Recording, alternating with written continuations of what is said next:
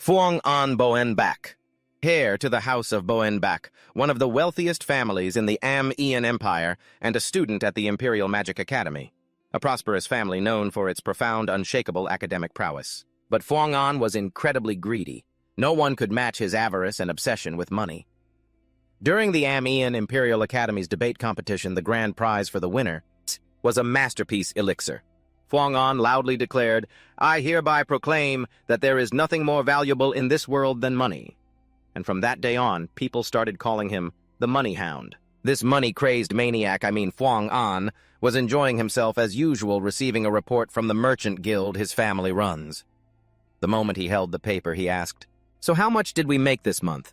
If an employee reported that the earnings were less than the previous month, they were in for a world of hurt. Phuong An would wrap the heads of those who failed to meet his expectations. It was a perfectly normal day for him, as they say. Tragedy often strikes when we least expect it. Phuong An was walking in the courtyard, grumbling, "When are these people ever going to do work worthy of their pay?" Yai looked at the report and said, "Hasn't he been doing better?" Phuong An was still not satisfied. "He has gotten better, but..." Suddenly, he looked up at the sky. Something seemed unusual. On a clear day, without a single drop of rain, Phuong An was struck by lightning. As his consciousness faded from the shock, a strange soul took the opportunity to possess his body. The moment it saw him, it exclaimed, "Whoa, what's this?" Phuong An, surprised, asked, "Who are you?" It laughed and said, "So this is who I'm about to possess, huh?" He was a bit confused. "Possess? What are you talking about?" While that soul rambled on about things he couldn't understand, Phuong An's instincts realized it was trying to steal his body. He used what little mana he had left to attack the intruder. Phuong An clenched his fist and punched it. The being cried out, That hurts, help me!" Although the soul was easily defeated, Phuong An had absorbed a part of it in that moment. Unfamiliar memories flooded his mind. Phuong An felt like lightning was coursing through his brain. He shot up abruptly. Yi anxiously asked, "Young master, are you all right?" And Phuong An saw strange text appear before his eyes. It was a prophecy of the world's end. "The end is near. 72 demons will rise again and bring ruin to the world. The descendant of the founding emperor, Am-Ian will, Phuong An Boen Bak, heir to the ducal house of Boen Bak, will be exiled from his family for collaborating with. He will lose all his money and become homeless." Seeing him sitting there, stunned, Yi called out loudly, "Young master! Young master!" The prophecy pointed to a future worse than death for Phuong An Boen Bak, heir to the ducal house of Boen Bak. Will be exiled from the family for collaborating with...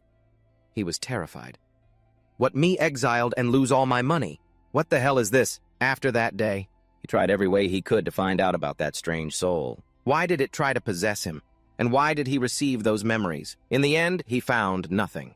But one thing was certain, the prophecy was real. It was 100% accurate, at least for now. Because of this, he could use the prophecy to make a profit. However, he wasn't happy.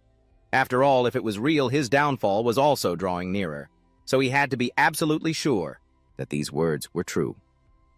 Phuong An returned home after his classes. Yi asked him, "How was school, sir?" He gave a curt reply, "Same as always." Yi hung his master's coat on the rack and offered, "Would you like some coffee?" Phuong An reached for the newspaper on the table and replied, "Yes." Yi saw him staring at the paper, searching for news. "Where's the news about the academy?" Yi thought for a moment, then asked, "Young master, have you been feeling unwell lately?" Phuong An denied it. "No, why?" Yi continued, "I feel like you've been more worried than usual." Surprised, he turned and asked, "Since when?" I replied, "For about half a year now, sir. Sometimes you seem to have your head in the clouds. I call you several times and you don't answer. Other times you make very impulsive decisions, even though you're normally so careful and meticulous about everything. Are you sure it's not a complication from being struck by lightning?" He really is observant, Phuong An thought, trying to find an excuse for those strange choices. They all brought in a profit, didn't they? What complications? Suddenly, he saw a short article about Am-Ian, the heir to the throne. He really did enroll in the academy. Yi suddenly asked, "Do you have another source of information, sir?" Before he could finish his sentence, Phuong An quickly left. "I'm heading to the south side for a bit." Yi wondered, "What about your coffee?" The Imperial Academy was located on an island called Bazian. The environment was mostly artificial, created by magic. The southern part of the island was a waterfront area. He rode a horse to this area to scout it out. He thought to himself, This way I can confirm the accuracy of the prophecy. Among the prophecies, 3 things were seared into his brain. First, the future where Phuong An, the Boenbak, is exiled from the family. Second, the future where Phuong An Boenbak doesn't have a single penny to his name. And third, the future where Phuong An Boenbak. These things made Phuong An extremely panicked. He spurred his horse on, muttering, "No, no." He rethought it once more. First, the future that awaited Phuong An Boenbak. Second, the 72 demons that Konomo had summoned would rise again. Third, the future where Ain Amian saves the world from the demons. Ain Amian, a name known to everyone in the Empire, a descendant of the founding emperor Kalanoser Amian. The Amian family had built the Amian Empire with 5 neighboring kingdoms, but after 1,000 years, that family had lost its power. The prophecy only said that Ain Amian was the main character. After passing the entrance exam, Ain headed for the southern wetlands instead of returning home. The reason he enrolled was to find the map that the founding emperor had left behind.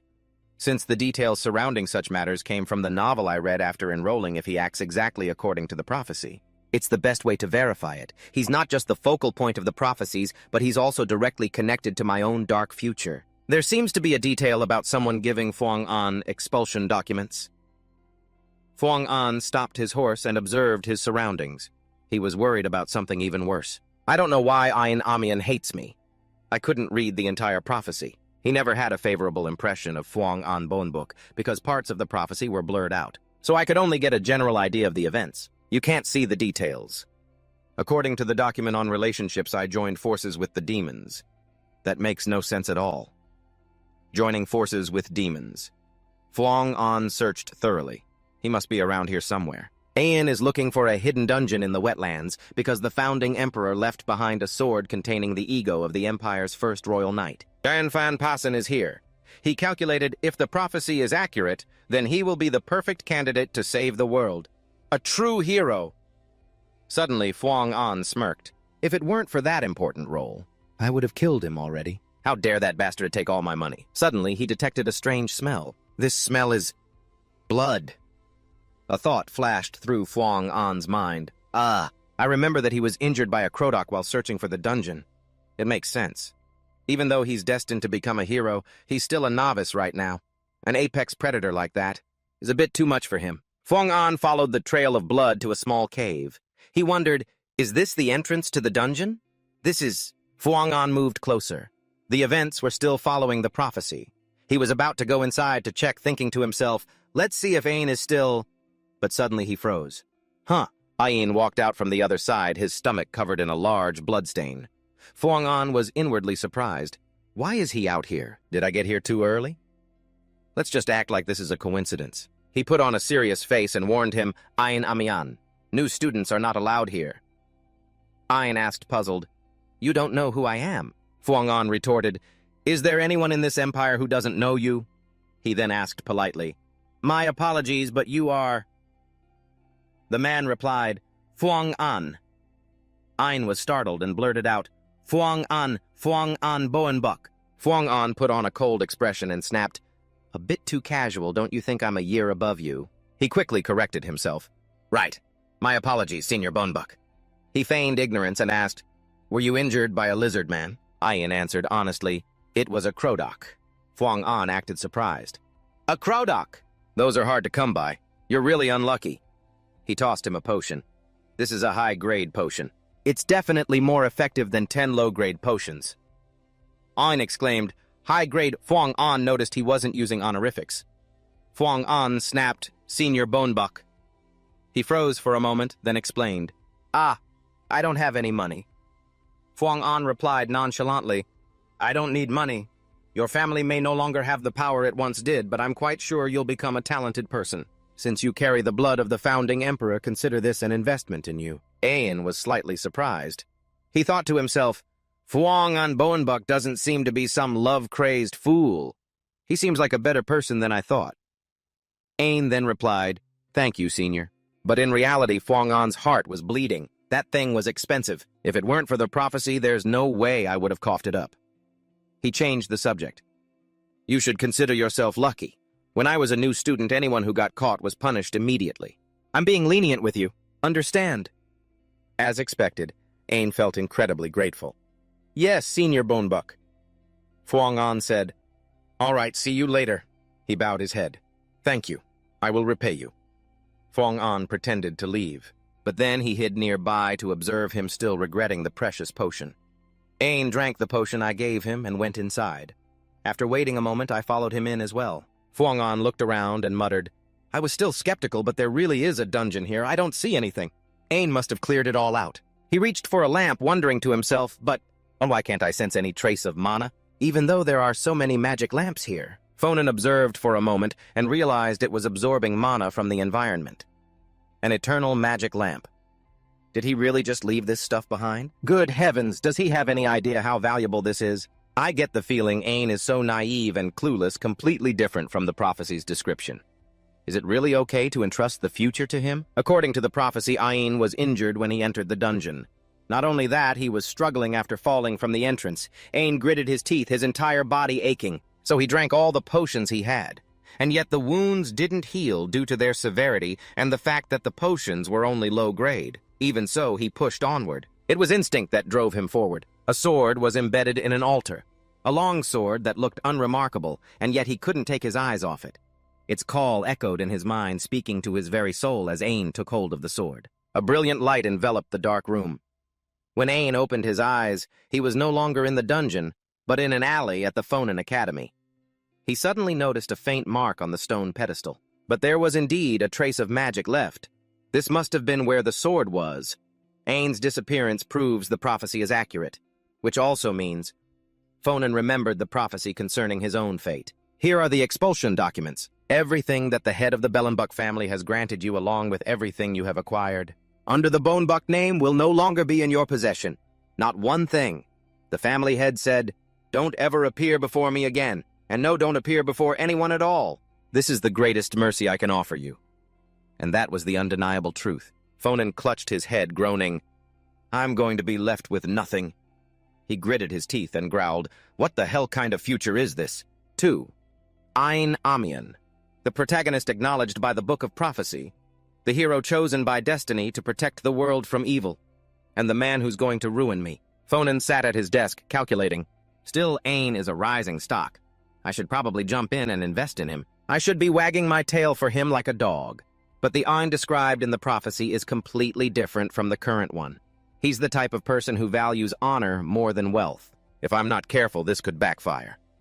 Fonan suddenly imagined Ain's fury. He would surely order a shameless scoundrel trying to bribe me with money. Eliminate him immediately. I have no idea how to approach him. This is so difficult, Fonan sighed. Hearing this, Tu immediately asked, "Is something difficult, sir?" Fonan said, "To imagine there's a merchant guild that is guaranteed to do well if it's invested in. What would you do?" He placed his coffee cup on the table and replied, "I would invest right away without hesitation." Fonan wondered, "But what if the guild's principles don't align with yours?" Tu replied with a serious look, "Why would that be a problem? Don't you always say, young master, that without money you can't afford to have principles anyway?" Fonan realized Tu was right. He had been so preoccupied with demons and the fate of the world, but the core principle remained the same. Invest, manage the risk, and reap the huge reward. A difference in personality means nothing in the face of enormous profits. Still, I need more concrete information on Ain. He stood up abruptly, grabbed his cloak, and walked out. "I'm going to meet him now." Tu hurriedly asked, "Meet who, sir?"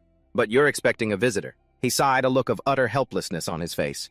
It was the same yesterday. Where on earth does he run off to? At the academy, dorms are assigned based on entrance exam rankings. Ranks 1 to 10 are placed in the top-tier Redivius S building.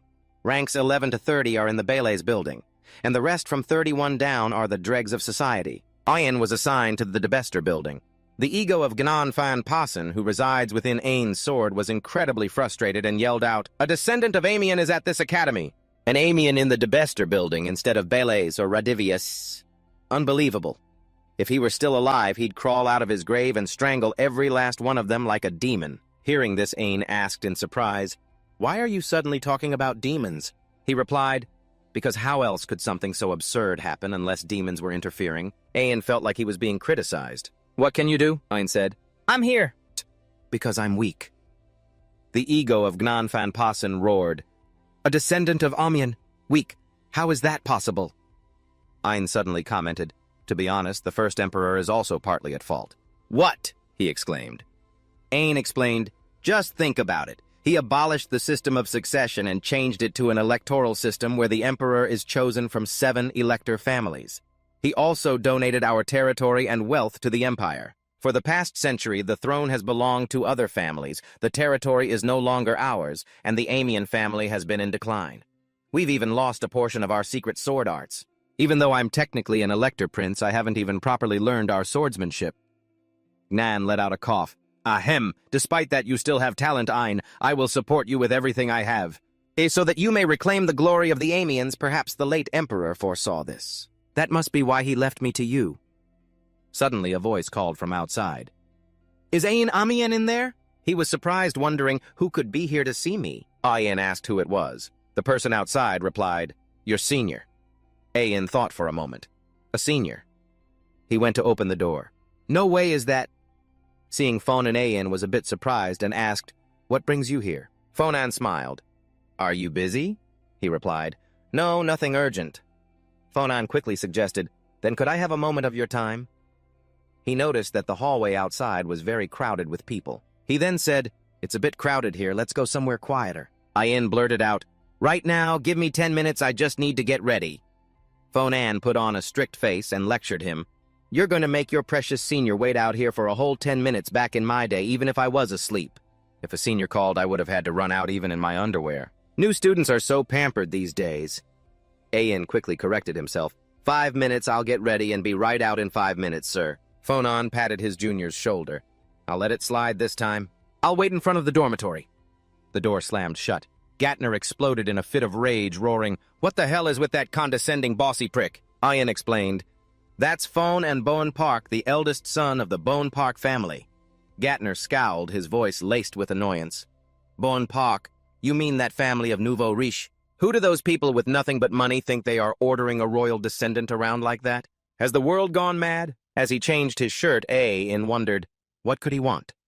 Surely he's not here to ask for the money for that potion, is he? He did say it was an investment. And Fonan was waiting for Ain in the grand hall. He asked, you brought your sword with you? He scratched his head and explained, ah, yes.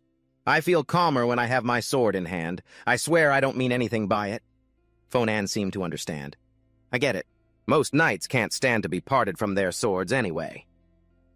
In his mind, he thought, that sword must be the very ego of an Eon Amian. Ain suddenly asked, so Fonan, why did you want to see me? He answered slowly, it's nothing special. Yes, I just wanted to grab a meal with you. Ain exclaimed, a meal? Fonan nodded. Mm-hmm. Order whatever you want. Ain waved his hand, saying, no, really, I'm fine. Besides, this place is really expensive. Fonan frowned and pulled out his old trick again. You're not allowed to refuse a senior. Back in my day, Ain quickly complied. Yes, sir, I'm looking right now. The two of them looked at the menu to choose. Fonan silently assessed him. Naive and a pushover. How on earth did I get shoved aside by a kid like this? The more I think about it, the more humiliating it feels. Just then, Ain looked at the prices on the menu and broke out in a cold sweat. Everything was extortionately priced. Fonan suddenly asked, Ain, do you have any goals you want to achieve? Besides graduating. Being asked something like that so suddenly by his senior, Ain was a little taken aback. He looked up and said, yes. Fonan stated bluntly, most people come to the academy to build connections, but your family avoids social gatherings, under the pretext that the House of Amian needs to be re-established. That's why I find it strange that you enrolled. Ain replied in a low voice, I'm tired of being seen as part of a fallen royal family. Even if it's in name only, Amian is still a royal house. Hearing that tone, Fonan paused. Well, Ain declared, I will become a royal knight. And I will restore my family's honor. Fonan realized the look in his eyes was completely different when he spoke of his dream. He has a strong will and a hunger to achieve his goal. He lowered his head and gave a brief reply. I see. So have you decided what you want yet? Ain snapped back to his usual self. Just a moment, please. The Amians are incredibly proud of their lineage. It seems Ain isn't as much of a pushover as he appears. Fonan changed the subject again. Ain, do you have any dietary restrictions? He replied, not really. He asked again, so what's your megabit? Ain was a little confused. Megabit? Going home right after eating. Phone, and thought to himself, I'm starting to get a rough idea of what kind of person Ian is. I was originally planning to butter him up and then lure him in with a sponsorship. It's a good thing I didn't try that. Phonon began analyzing the Ian stock from his appearance and potential to his intellect and assets. Noteworthy characteristics: extremely proud of his family, confident, and values honor. Points to note: gets flustered easily when looked down upon. Best suited for a long-term investment. Profile: a top-tier asset for surviving the end of the world. If I just threw money in his face now, it would wound his pride. With this type of person, a gentle, emotional approach is better framed as doing him a favor. I need to slowly build trust, gradually embedding myself in his life.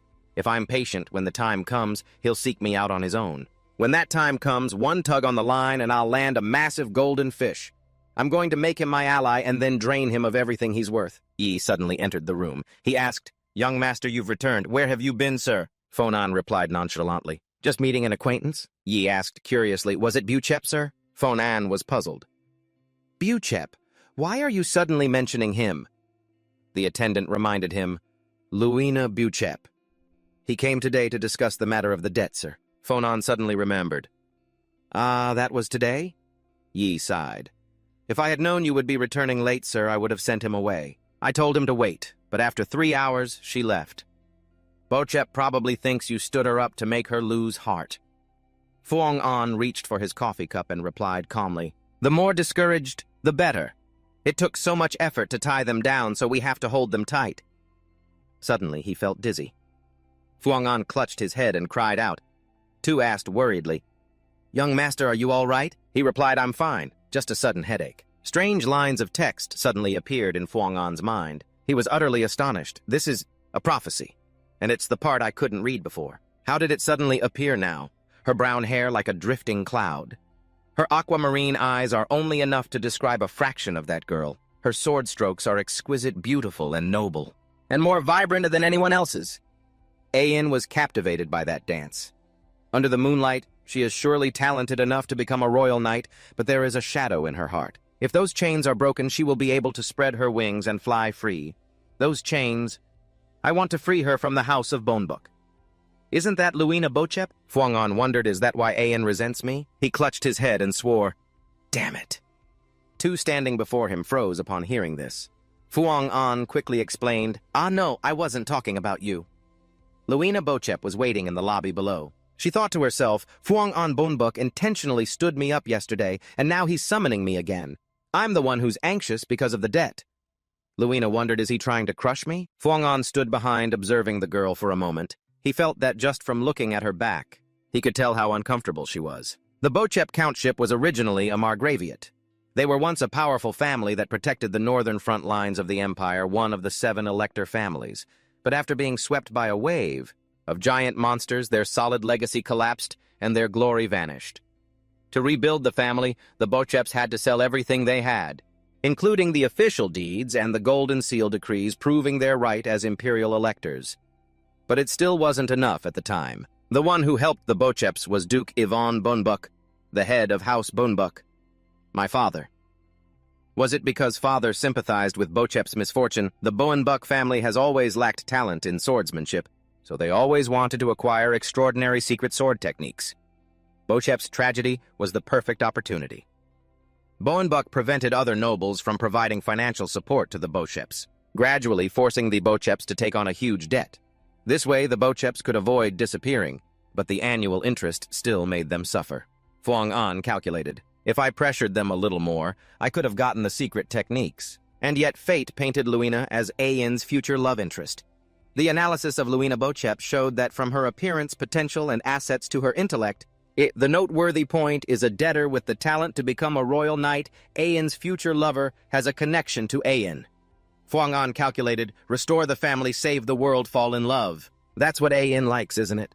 I have to forget about the secret techniques. If Luina is connected to Ian, I have to make sure she doesn't hate me. Fuang An stepped forward. He said politely, Luina Buchep, you've arrived just in time for dinner. To be honest, I apologize for yesterday. I was so busy I forgot about our appointment. It really wasn't intentional.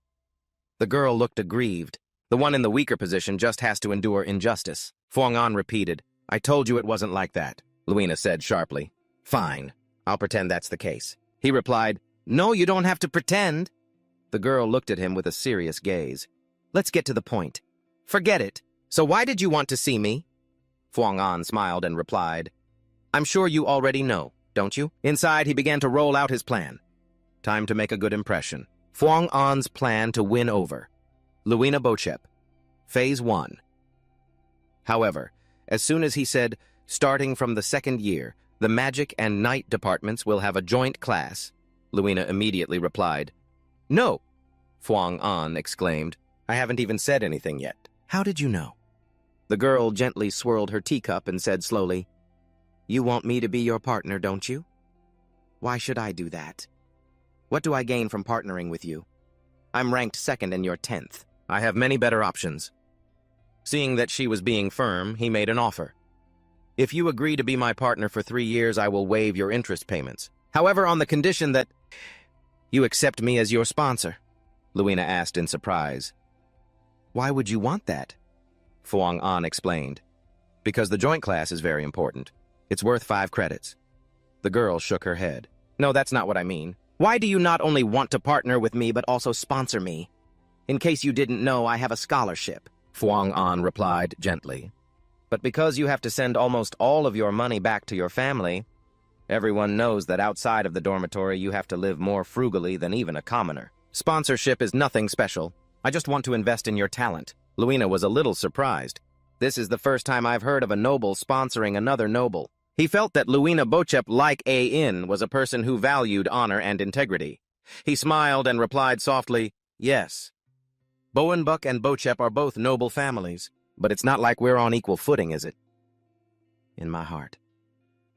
I'm certain that no matter how high Bochep holds her head, she can't compare to how she was before. Luina got angry. Are you insulting me? And Fernand smiled, certain that unlike Amian, he now had her under his control. Even if she hates it, she has to accept it. Even if she holds a personal grudge against the Bolinas family. He said to Luina, This is no time to let your pride get in the way. He wasn't lying. Fernand's plan to win over Luina Bochep entered its 2nd phase. He switched to a new topic.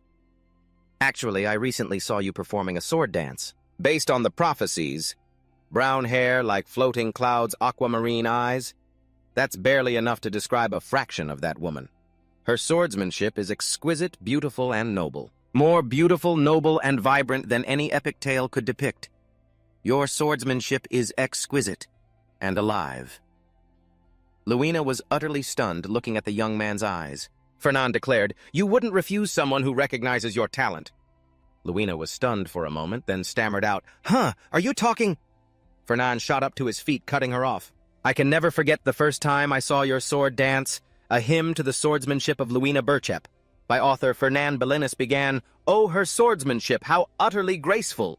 Elegant, noble, and true, as swift as a ray of light, yet as gentle as a butterfly's wings. Every one of her movements torments my mind nightly. How could I possibly fall asleep? These cringy words made Luina cry out, That's awful, stop it, I'm begging you. Stop, Fernand shouted. No, I cannot! Luina's face turned pale. Why not? This pervert. He lunged in front of her, repeating his ode. It's because I cannot find any words that can describe the beauty of your swordsmanship. Helpless, Luina shouted, All right, I'll be your partner. And with that, the plan to win her over. Fernand's plan for Luina Bochep was a complete success. After returning to the dormitory, Luina told her nurse Serena about it. The woman exclaimed, 3 years of waived interest and sponsorship, with an additional clause that the sponsorship will be kept confidential and will end upon graduation. In return, you have to be his partner for 3 years. The young lady smiled and said, That's right. How could I possibly refuse? He said he saw potential in my sword dance. Serena asked in surprise. Saw what exactly? She excitedly recounted the potential. He said it was graceful, elegant, noble, and true, and also that he couldn't find the words. And to describe the beauty of my swordsmanship. Hearing these words, veins popped on Nurse Serena's forehead. She flew into a rage, saying, My lady, that money grubber is definitely planning something. But I have to admit he has an eye for talent. Luina reminded her nurse, Watch what you say. He is still the heir of Bolinas. Serena seethed. That's exactly it, that Bolinas boy. Is now resorting to flirtatious tricks. I'm sure he plans to seduce you, my lady, with those sharp, deep eyes, and don't forget that depraved smile of his. Luina thought to herself, nurse. That expression. Don't tell me he's your type, is he? She laughed and said, but I don't get the feeling he's trying to seduce me, although I admit it is truly suspicious. Having 3 years of interest waived will be a huge relief for the family. I'll try to endure it. Serena still felt resentful. But my lady, you're ranked 2nd in the class, while Fernan is ranked 10th. Suddenly there was a knock on the door. Serena walked over and opened it to find a tall man standing outside. She asked, can I help you? The man announced, Lord Fernan Bellinis wishes to see Lady Luina. He says he is waiting at the training grounds and requests that the lady come as soon as possible. Serena frowned. So when he calls, she's supposed to drop everything and come running. Luina was surprised. The training grounds? I will ask my lady, Serena said. Luina worried internally. Why would he want me to come to the training grounds? I have no idea what he's planning. Fernan walked onto the field carrying a magic staff on his shoulder. From what he knew, Luina Birchep was always ranked 2nd in their class. First place was a 2nd-year knight. That's named Almond John User. She had never been able to defeat him, but people said she had the potential to become one of the 10 royal knights on the entire continent. She certainly has enough talent to become a royal knight, but there's a shadow in her heart. Today I want to see if that's true or not. Luina walked up to him, sword in hand. The young woman asked with confusion, I don't understand. What is this all about? Fernan smiled and replied, I don't want you to think I'm just a burden, so I'm going to show you that I'm not weak at all. Luina asked, and you want to prove that by defeating me right here? Even though you're only ranked 10th, you were granted the right to live in the main building, so I acknowledge your skills. However, there's a very clear gap between rank 2 and rank 10. Fernan remained insistent. Let's just give it a try. The young woman drew her sword. Very well. As you wish. I'd like to see what you can do myself. I'll let you have the first move. Fernan raised his magic staff and replied, with pleasure. He began to cast a spell. The orb on his staff glowed brightly as a powerful surge of mana emanated from it. Fernan muttered an incantation, Anbani Tani Jihong. A formation of red stone materialized and rushed to attack Luina. The young woman swung her sword, slashing with great force. A series of booms echoed out. Luina's skill was undeniable. Her decisive and lightning-fast sword strikes destroyed nearly all of the incoming boulders. But just when it seemed like she had it handled, she realized Fernan's magic was changing. Just as she destroyed the red stones and turned, she saw that her opponent's spell formation had been greatly reinforced. Luina thought to herself, is he destroying the training ground floor? The floor was magically reinforced so that even a powerful blow couldn't leave a mark, but now she just realized, Farron Bonebuck. Was he hiding his true strength? The magic orb grew increasingly blinding. Farron's eyes glowed red, a clear look of satisfaction on his face. Rocks suddenly appeared all over the floor, continuously surrounding and attacking Luina. It forced her to struggle just to defend herself. Luina leaped high to dodge her heart in utter turmoil. Impossible. Casting multiple spells and continuously using such high-level magic like this. Just how much mana do you have? This definitely isn't the power of someone ranked 10th. I completely misjudged my opponent. At this rate, I'll lose. Luina quickly erected a protective magic circle. The power like a whirlwind countered his attack. Farron was slightly surprised, and then he smiled. A nearby wall shattered into pieces. Farron reinforced his power and launched a new wave of attacks. Luina gripped her sword tightly and struck her blow as unstoppable as a bolt of lightning. In a flash, the magic staff fell to the ground. Luina held her position, her sword stopping right above his head. Fuangan smiled and said, I admit defeat. Luina snapped, Are you mocking me? He calmly replied, I'm not mocking you, I've just completely run out of mana. How could a mage with no mana possibly beat a knight? Luina sensed that he wasn't pretending. He was truly out of mana. In this state, he definitely can't beat me. I defended until he was exhausted, so this victory is mine. She frowned and shook her head slightly. But why do I have such a terrible feeling about this? This victory doesn't feel like a victory at all. Farron suddenly reached into his coat. I have something for you. He took out a small box, saying, Since you defeated me. You like chocolate, don't you? It's Wizard's Kiss chocolate. My family makes it. It's delicious. Luina couldn't hide her delight. Oh, chocolate! Her mouth was already watering at the sight. Farron added, If you don't like this kind, I also have World Tree Bark chocolate and pecan cheese, a specialty of the Phrasia Kingdom. Just say the word, I have it all. Suddenly, Luina realized something. Wait, hold on, she asked loudly. Did you investigate my background? Farron's expression seemed to say, Wipe your drool and then we can talk. He calmly replied, I wouldn't attack just you alone. I just looked up the personal information of all the top-ranking students, that's all," Luina said in frustration. "That's what a background check is. And giving me chocolate because I won a duel. Do you think I'm a child?" Farron feigned surprise. "Oh, I thought you'd like it. But if not, then forget it. I won't force you." He started to put it away, but Luina snatched the box of candy. "I never said I wasn't taking it." Farron smiled warmly. "Well then, let's get along from now on." He turned to leave, but Luina suddenly called out, "Wait, what is it?" He asked, What's up?" She said seriously, "The amount of mana you possess is enormous enough to launch such brutal attacks continuously. I couldn't even begin to guess your limit. With that kind of power." "Why are you only ranked 10th? Farron smiled. "Isn't it obvious a merchant never steps into the spotlight? He's truly a cunning and unpredictable person." Farron returned home. Seeing the tattered magic staff and various fragments on the table, Tu immediately asked, "What happened here? What did you do to completely shatter both the mana storage unit and the mana amplifier?" Rummaging through his coat, Farron replied, "I had a duel with Luina. She's really strong. I prepared thoroughly, but everything still got destroyed. Not only that, she forced me to use up every last drop of my mana, and she still held out until the end." He placed a small orb on the table. Tu sighed wearily. "Why would you use such precious items?" "Just a duel with Luina Burchep," Farron replied. "It's an investment for the future." Tu was confused. "The future?" He answered vaguely, "Yeah, something like that." Tu mumbled, "No. Don't tell me the side effects from being struck by lightning have returned." Farron sat lost in thought, recalling the duel. "Beautiful. Ian was right. The swordsmanship of Luina Burchep is swift, and yet it carries an air of nobility. Now I understand why Father craves the Burchep family's secret sword techniques. Luina is truly talented." Standing beside him, Tu muttered, "I can usually guess the young master's intentions, but this time I really have no clue."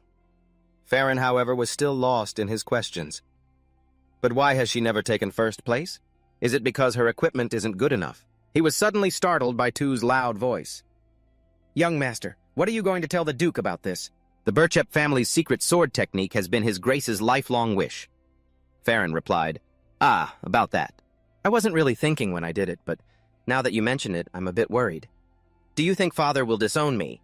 Tu exclaimed. "Disown you no way. He'll probably just kill you to get it over with." Farron was taken aback. I'm his own flesh and blood, you know." Such a double standard. Paperwork and procedures are so complicated, yet getting rid of someone is so simple. Fuang-an wondered if he'd really kill his own son just for obstructing his plans. In any case, I decided to write to Father about the Bo Chep incident beforehand and wait for his reply. As I finished the letter, I could vividly imagine Father clutching his throat and collapsing from a fit of rage. After he finished writing, Fuang-an would often have stray thoughts, like wondering about any news related to the demons or what would happen if his father actually decided to strangle him. As these unsettling premonitions washed over him again and again, he tried to ignore them. He stopped thinking about it. Then a few days later, a reply from his father arrived. Fuang-an held the letter, his expression extremely tense. He said, "This is sooner than I thought." The aide agreed, "Yes, so the time has finally come." Fuang-an asked cautiously, Did Father leave any personal message for me?" The man replied, "No, he didn't." But his expression was so miserable he looked like he was about to burst into tears. Fuang-an asked, "Then why do you look like that?" The aide's voice was choked with emotion. "Because I have a feeling that today will be the last day I get to serve you, young master." Fuang-an hushed him. "Don't say such things." He was certain this couldn't be the reason. "That I'd get disowned. I remember it clearly. I was disowned because of A.N. Amian. For the crime of colluding with a demon, I was exiled." His aide took out a handkerchief, tears streaming down his face.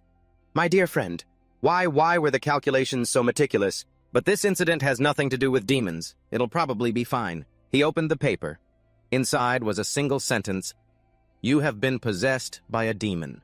Signed, from Yvonne Bonebuk." Fuang-an's face went rigid. He said to his aide, "We have to go see Father, immediately." His aide froze. "What is it? What does the letter say?" Fuang-an thought to himself, "A demon, no. That can't be right. Am I really getting tangled up with demons in this way? No, it can't be." His mind was in absolute chaos.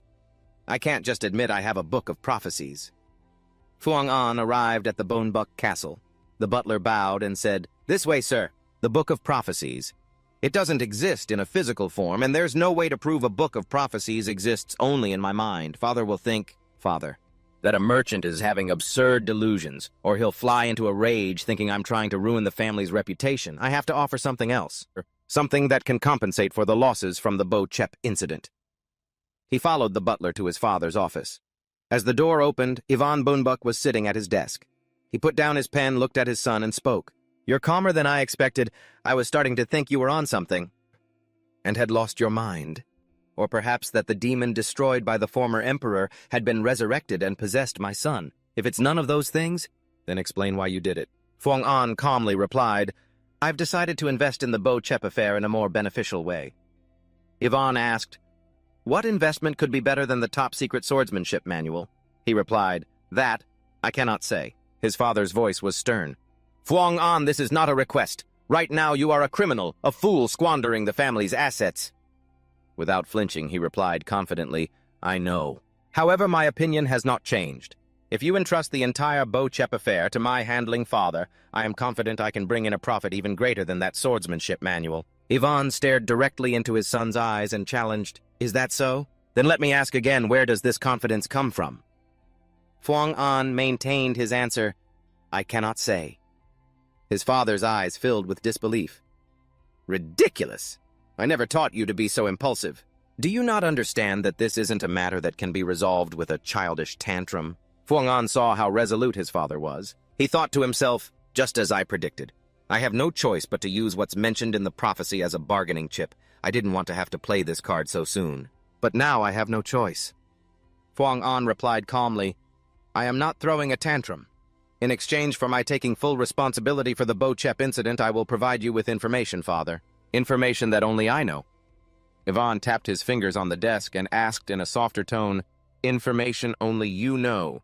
He explained, Father, you know that I run my own private intelligence network. He replied with a hint of sarcasm. I doubt it's much better than a bunch of children playing house. But fine, continue. What is this grand piece of information Fuang An revealed to the west of the Arut mountain range? And in the territory of Viscount John Otso, there is an undiscovered magic stone mine. Ivan exclaimed, A magic stone mine? I've never heard of any mine in that region. How did you find this out? Your amateur intelligence network is no different from children digging in the dirt. But it is children who are always digging in the dirt. And sometimes they accidentally dig up a buried coin. That place in the Arut range is more than enough to cover the damages from the Bo-Chep affair with a large amount left over. These words made Ivan's expression change. Fuang An asserted, It's a mountain of money. Magic stone is an ore containing mana, considered one of the most precious minerals. Because of that, it generates money. A lot of money. However, the magic stone mine in the Arut range was only mentioned in passing in the prophecy. There weren't any specific details. I've never seen it with my own eyes, so I have absolutely no idea what its scale is. But at least it's enough to buy me some time. Fuang An presented his plan. A shipment operated by House Otso was just sunk in a storm. Their financial situation is not very good right now. If we cleverly use this opportunity, we can seize the mining rights. He calculated to himself, as for the prophecy being discovered, it would be best so to delay revealing it for as long as possible. Ivan said, If what you say is true, it would be enough to cover the damages you've caused. However, it still needs to be verified. That will take time. So for now, go back and focus on your studies properly. When we have the results, I will call you back. Fuang An replied firmly, Understood. He immediately turned and left. I was a little worried. Had I managed to quell the old man's anger? Why do I feel like 15 years of my life just vanished? Suddenly, Ivan called out to Fonan. Startled, he turned back and answered, Yes, father. Internally, his thoughts were in chaos.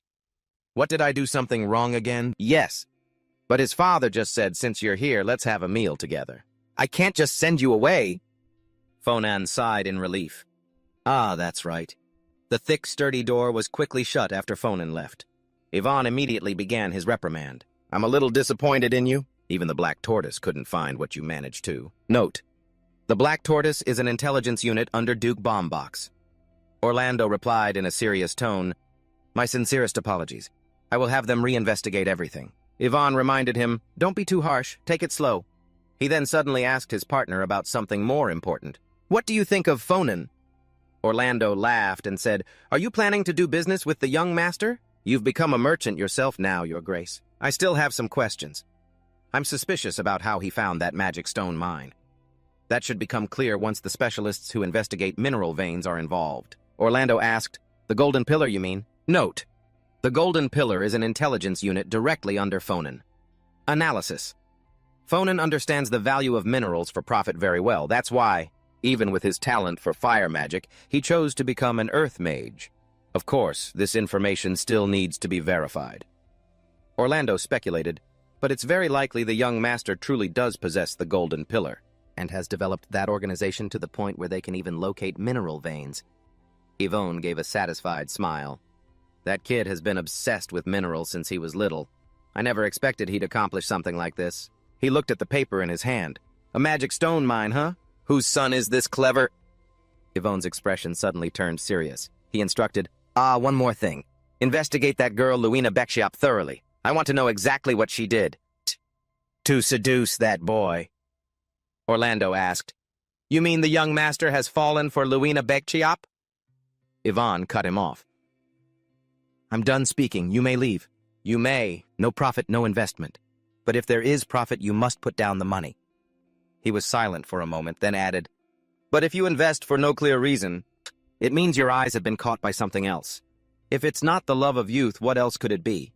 But I have a feeling that's not the whole story. That boy loves money more than his own life. What on earth did he choose in the end? In the grand hall, Luina was eating a large cup of ice cream. Fonan asked, Did the great Aaliyah pair up with Carlos Janep? She replied, Yeah. Carlos chose Aaliyah right after I said I'd be your partner for class. He asked curiously, The great Aaliyah is the 4th ranked in the night department, right? Luina nodded. Yeah, she used to be 5th, but she improved dramatically.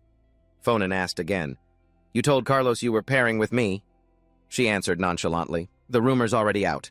There's no point in hiding it. Sooner or later, everyone will know. Everyone's saying I partnered with you for your money. Anyone could have guessed that. I'll just have to learn to deal with it. It's not entirely wrong anyway. He smiled. Yeah, I really do like money. There's nothing I wouldn't do for it. Luina thought to herself, Amazing. No wonder everyone calls him a money-crazed maniac. In any case, that's precisely why I hate him. Suddenly, Fonan presented a gift. Here, take this. She asked in surprise, What is this? He replied, A vial of elixir and an exchange voucher. The elixir was brewed from a mandragora root, and you can take the voucher to the weapon shop managed by my company. You can use it to exchange for high-grade equipment. Luina looked at the valuable items and reiterated, I won't be able to pay you back for this. He said, Have you forgotten the contract we signed? The sponsorship contract, the girl replied bluntly. Even so, giving me items produced by the Golden Tortoise Merchant Guild? This is far beyond what I can accept as a gift. Don't you think this is too much? The Golden Tortoise is the merchant guild run by the Bellenbach family. Fonan smiled and nodded slightly, continuing. Judging by your reaction, it seems you think so too. He replied with a firm, Not at all. His mind was full of calculations. Yeah, it really is too much. But if this is the price to win Luina's favor and avoid a future where I become a beggar, then it's a bargain. Plus, if she becomes strong enough to help me fight against demons, it'll be even more worth it. Luina refused firmly. But it's still too much. I can't possibly accept it. Refusing sponsorship is a breach of contract. That's reason enough to terminate the contract. The penalty fee would probably be... Startled Luina quickly cut him off. All right, I'll take it. Fonan stood up. Good. See you in class. I have something to take care of, so I'll head out later. He left quickly, leaving Luina sitting there worriedly. Even for a sponsorship, this is still too expensive. She suddenly wondered, Oh, right. Was there a penalty clause in the contract? Luina replayed her memories, searching for a long time. Was there No. There definitely wasn't one, right? She suddenly felt a sense of dread. What the? Did he just lie to give me these precious things? So he's really trying to tempt me. To steal the secret swordsmanship manual, just like Nanny said. Go ahead and try, but don't even dream of succeeding. The class had already started. Feng An stood on the balcony observing for a while. He mumbled, Mian should have been in this class by now. Where could he be? There he is. In stood in a group of students on the other side of the training grounds.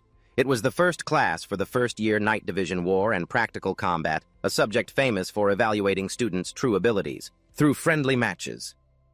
According to the prophecy, ever since A&M, Ian possessed the spirit sword of Gnalfred Bazin. He would become bright and famous, and his journey to become the world's savior.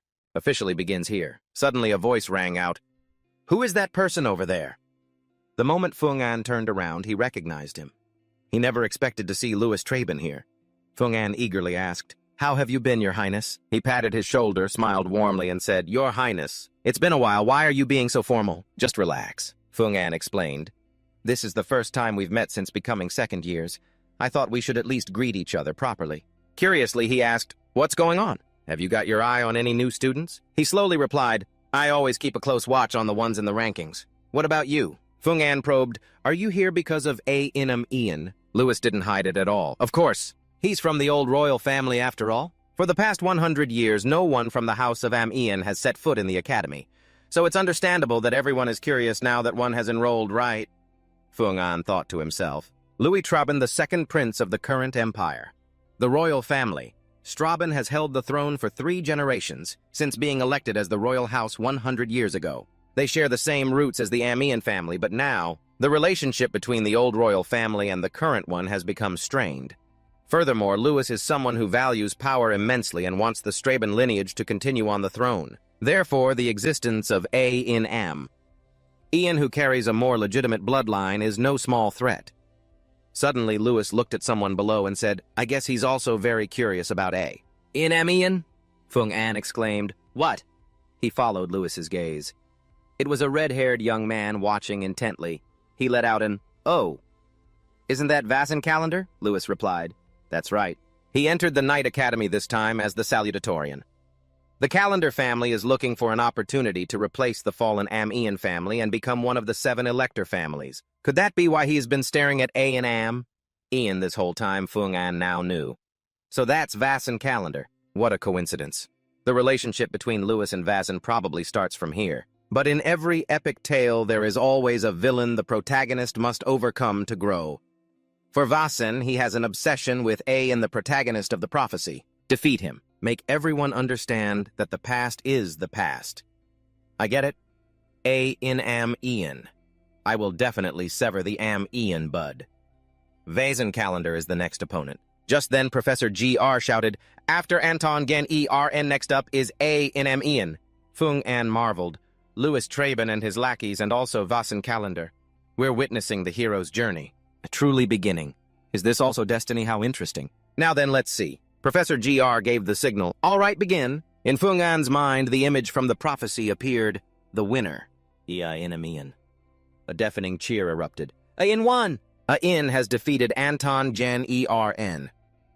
At that very moment, the name Ian truly began to spread among the instructors and students. Both Louis and Vasen were completely surprised. Fung An felt incredibly excited. Could this prophecy prove that I was right to invest in Ian? Professor Gr gave the signal. Well then, begin.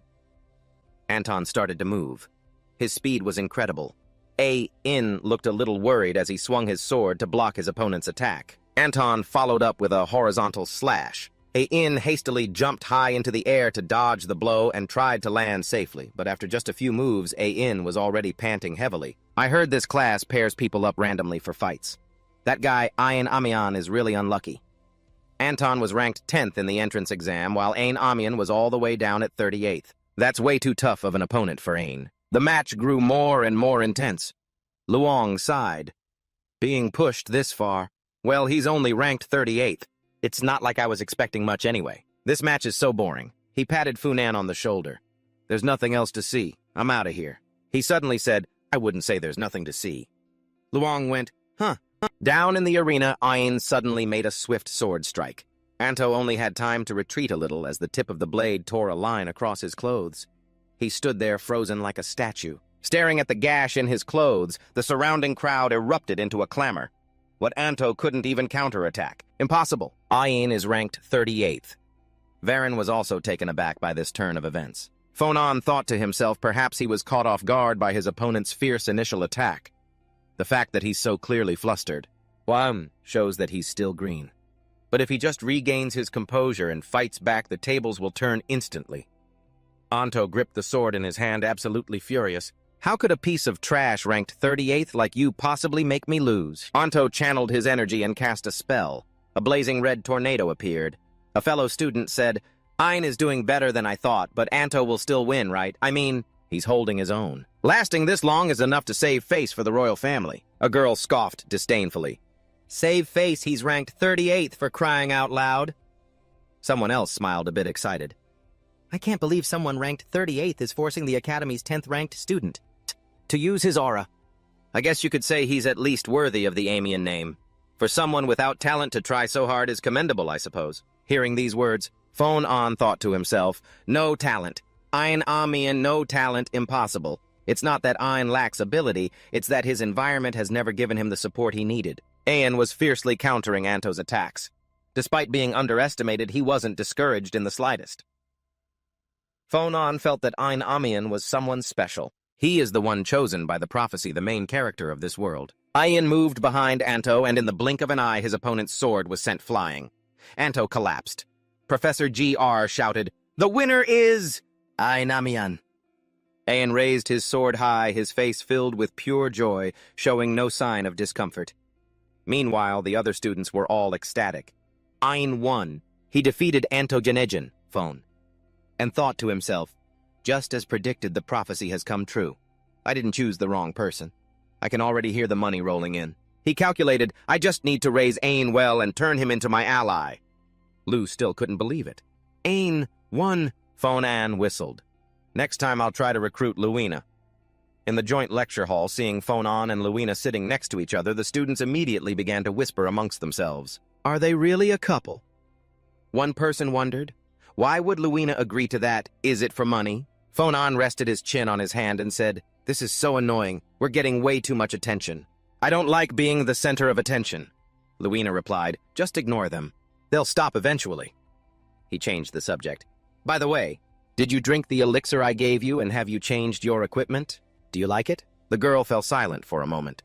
Was she really going to tell him how excited Luina was after changing her equipment so much so that even Cezina had to exclaim, Oh, my milady, you look so cool! Or how after drinking the elixir... Her body was overflowing with energy. She couldn't just say that out loud. She hesitated and replied, well, it's not too bad. Just then, a professor walked into the classroom. Is everyone here? Accompanying her was another tall professor. As soon as she stepped onto the podium, she said, It looks like everyone has found a partner already. No one's late, are they? I am Professor Rosalia of the Magic Department, and as you all know, this is Professor GZ of the Night Department. From now on, our two departments will be holding joint classes. Now then, let's begin. You've all received a map from the teaching assistant, correct? Phone-On was also handed a scroll. Professor Rosalia cast a spell, setting up a magic circle. Our first session will be an outdoor practical. Professor GZ explained the lesson's content. There's no better way to test your knowledge than through actual combat. Starting now, you will all be thrown into a field test. The destination is marked on the map. You just need to get there within 4 hours. However, you cannot arrive too early, nor can you be too late. It must be exactly 4 hours from now. That means exactly 2 o'clock in the afternoon. Any questions? One male student raised his hand and asked, Does this count towards our grade? The professor snapped, This is the most important assessment besides the midterm and final exams. Someone else asked, Are we allowed to fight each other? Professor Rosalia answered, If you manage to capture someone else, you'll receive bonus points. If there are no further questions, let's begin immediately. The students were stunned. What? The teaching assistant standing next to Phone-An immediately cast a spell. A blinding light emanated from the magic circle, making the students anxious. Rosalia declared loudly, Well then, I wish you all good luck! All the students were transported into a secret domain. Phone-An and Luina landed in a sparse forest. He looked around and wondered, Where are we? Luina replied, We'll have to figure that out for ourselves now. The girl suddenly remembered, First, let's check the map. Suddenly, there was a commotion up ahead. 2 fellow students appeared, a red-haired girl and a young man. Weakly, a girl called out, Luina and Fernan, hello. Fernan recognized them. It's Dian Hak and Net Balin. Aren't they both ranked outside the top 70? Luina asked. What should we do now? He answered nonchalantly. Do you even have to ask?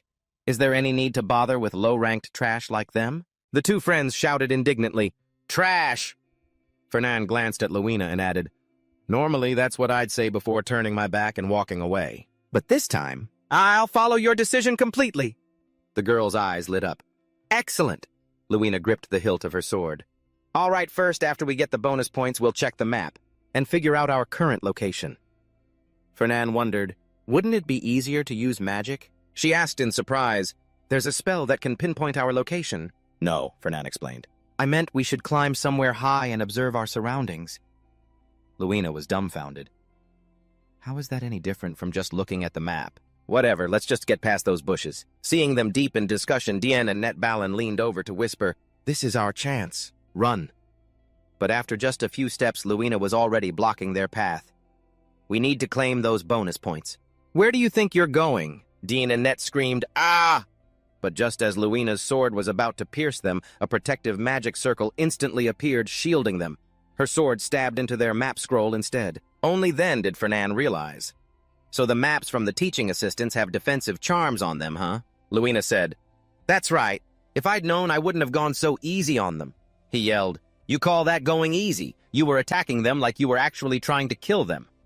On the system monitoring board, the entry for Dienhak and Netbalin Magic Department, rank 77, slowly faded away. Professor GR exclaimed, Another team eliminated. People are being eliminated much faster than I expected. Rosalia mused. But it's strange. No one has been defeated by monsters. They've all been eliminated from fighting each other. GR suddenly asked, By the way, Professor Rosalia, are there any pairs you have your eye on this time?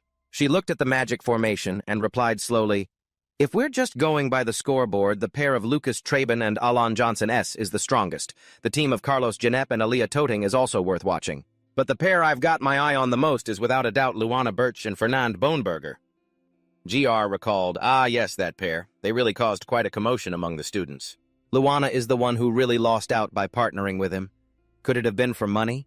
But Fernand doesn't seem to care about scores at all. Rosalia smiled. Perhaps there was another reason he chose to team up with Luina? GR asked in surprise.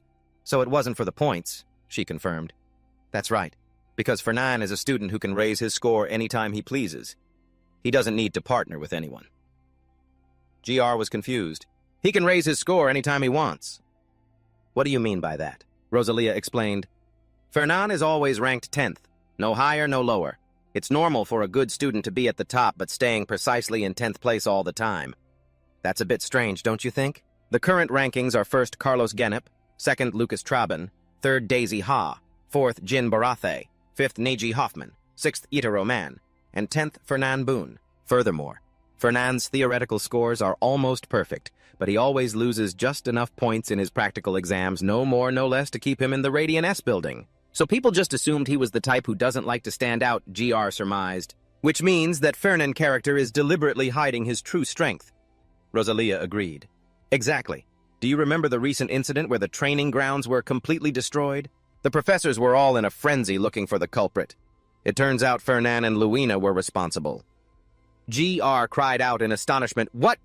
They were the ones who trashed the training grounds. There's no way any student could be powerful enough to destroy that place. She smiled. That's not true, and that's why this is so intriguing to me. He asked, What is why Fernand is hiding his power? Rosalia replied, No. I'm curious why he's decided to stop hiding it now. Meanwhile, inside the trial grounds, Fernand stood atop a mountain checking the map and observing the surrounding terrain. The marked location on the map is the northern coast. I think we're somewhere around here. But from below, non-stop screams echoed. It's Luina. Help me. Luina Birch, you monster. I know points are important, but we're just supposed to be finding our way. While Luina took care of clearing the obstacles, he concluded, This must be the western mountain region then. Luina's voice called up from below. It's all clear on this end. How are things on your end? Have you pinpointed our destination? Fernan leaped down in front of her and answered, All set. We just need to head northeast. We should run into plenty of people along the way. Luina exclaimed cheerfully, Excellent, he asked, planning to hunt down the next pair already. The girl brushed a stray lock of hair from her forehead and replied, Yeah, we still have a lot of time. I think we should use it to rack up more bonus points. Suddenly, a giant boulder came falling from the sky.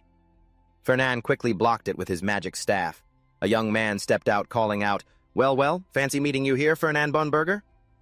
It was a familiar face. The duo of Carlos Janep and Aaliyah Toting. Luina said resentfully, What's so honorable about a sneak attack from behind?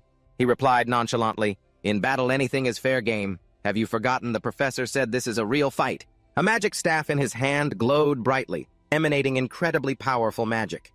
Carlos said, You think after running into you this early? I would just let you leave so easily. Bring it on. Seeing the obvious anger on his face, Luina found it a bit hard to understand why Carlos Genep was so furious. Fan An guessed, he begged you to partner with him, didn't he? Right. His pride was probably wounded because I stole you. How childish holding such a long grudge over something so trivial. Luina replied with a stern face, Stole. That sounds ridiculous. I don't belong to anyone. Hearing these words, Carlos was now more than a little stunned. Fan An taunted, For such a big guy, you sure act like a child. Red-faced with anger, he yelled, Stop your nonsense and let's fight, Fan An said. Well, it looks like this battle is unavoidable. Luina replied, That's fine. Defeating a high-ranked pair means more bonus points. But since this is a high-ranked pair, you can't just stand back and watch this time. Fan An sighed. I know, I'll support you, so feel free to go all out. Luina's expression showed she didn't have much faith in her teammate. She exclaimed, Support, don't push yourself. You and I haven't practiced coordinating at all. What kind of support could you provide? He smiled reassuringly. We're a pair. There's no point in us fighting separately. Right, don't worry. Fan An began to cast a spell formation. Rocks and earth from the ground flew into the air, quickly encircling their opponents as the monolight grew steadily more intense. He said in a loud voice, Just trust me. Meanwhile, outside the lecture hall, Professor Rosalia noticed a major disturbance. It looks like there's a rather large battle going on over there. It's the Western Mountain region. Garrick wondered, have the students started fighting monsters already? She immediately checked and found that no monsters had appeared in that area. Let's go take a closer look. The view of the Secret Realm's Western Mountain area was magnified. Garrick exclaimed, It seems the two pairs Professor Rosalia just mentioned have clashed. She replied with excitement, My goodness, two pairs of high-ranking students facing off like this. This is truly something to look forward to. Garrick smiled. Wonderful. Fan and Bonebuck, this time I'll get to see your true strength with my own two eyes. Inside the Secret Realm, the fight between Fan An's team and Carlos's team had now become fierce. Both sides rushed into close combat with full fighting spirit. Luina suddenly felt something was very strange. She thought to herself, what's going on? My body feels unnaturally light. A thought flashed through her mind. No way. Is this a support spell? When did he even cast it? Luina glanced over at Fan An. He was controlling his magic staff with one hand while casting a support formation with the other. She was truly shocked. In the middle of a battle, he still has the time to cast a support spell. Realizing Luina had noticed, Fan An gave her a wink as if to say, Pretty cool, right? Right, she thought in a panic. Is this guy crazy? This guy is unbelievable. Aaliyah unleashed a swift attack, her sword slashing toward Luina. Luina immediately leaped high into the air to dodge. She landed and instantly returned to her fighting stance. I can't lose focus. I have to get rid of Aaliyah first. She brought her sword down in a powerful counterattack. With a clang, Aaliyah raised her own sword to block the blow, her entire body trembling from the impact. Luina's strength is incredible. Fan An suddenly shot a beam of light at Luina. She was instantly bound tight, completely unable to move a muscle. Her sword arm went rigid. Luina's thoughts were in turmoil. My body won't move. What the hell is this? But Aaliyah quickly noticed her opponent's predicament. She grinned. I've almost got you. Luina gritted her teeth and shot back. This is nothing! Aaliyah swung her sword and rushed forward. If I just use all my strength and focus my ki...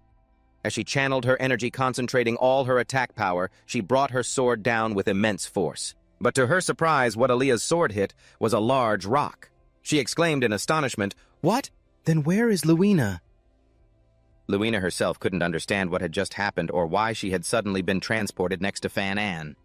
She turned to him and asked, What was that? He gave an awkward laugh and answered, Oh, it's a magic spell my family recently developed. It seemed useful, so I learned it immediately. It allows for the swapping of two objects with the same weight. Hearing this, Luina was stunned. She screamed, How do you know my weight? Fan An answered casually, It's written in the student records, you know. As for that rock, it looks heavy, but it's not really. Luina grabbed Fan An by the collar and jumped up. With a single slash, she shattered the rock to pieces, then landed back on the ground and yelled, I'll interrogate you about this later, and as for that record, I'm going to burn it to a crisp. Fan An pleaded, Please be gentle. Did you do that on purpose? Luina tossed him behind her. Thump! Fan An yelped. It wouldn't have killed you to carry me properly and put me down gently. She said loudly, I'll take care of Aaliyah. You just focus on stopping Carlos. He picks up the magic staff. I wonder how many more times I'll have to roll around like this. How humiliating. Suddenly, he sees a large magic circle forming in the sky. Fernan smiles smugly. That guy, Carlos. People have been wondering why he hasn't used that move yet. Carlos Genep's signature attack is summoning lightning that falls like rain and a giant pillar of light created from dozens of lightning bolts at once. It's a high-level spell with destructive power far beyond that of a student, and it's also why he's at the top of the Night Division. He reaches into his coat, searching. Let's see now. I've already researched a way to block this attack. Fernan takes out 2 large gems. Now I can finally test it out. Let's see how effective this is. He begins to chant. The 2 gems release small bolts of lightning that slowly infiltrate Carlos's magic circle. At that moment, Carlos is focusing his energy. As he's casting the spell, he suddenly notices something is wrong. A booming explosion rings out, and the magic circle collapses. Carlos roars in frustration as thick smoke and dust billow everywhere. After a while, the smoke clears. Fernan stands there smiling. It was a success. Carlos, now stunned, cries out, You blocked it! Impossible! How could you? He throws the 2 gems down in front of him. This is a storage device that can absorb magical energy, Fernan says, slowly brushing the dust off his clothes. Of course, I modified it a bit. It was expensive and difficult to make, I'll admit. But the results aren't bad at all. If I refine it a little more and succeed in mass-producing it, then this item could definitely be sold on the market.